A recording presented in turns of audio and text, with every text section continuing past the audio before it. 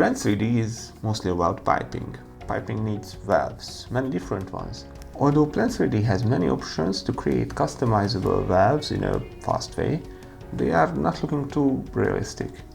Your other option is to import some outside geometry using Inventor or step files. But these models have high computing power demand, especially if you insert them multiple times to the same model.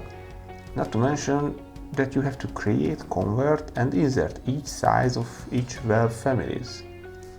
With my new app, Python Valve, I am offering the advantages of both options. You can create many types of valves in a fast way in the spec editor, the same way as with the original Autodesk ones. You don't need any programming knowledge. I have already covered that one. Each size is just a row in an Excel sheet, and the scripts are made in a way that the generated geometries are looking much like the real valves.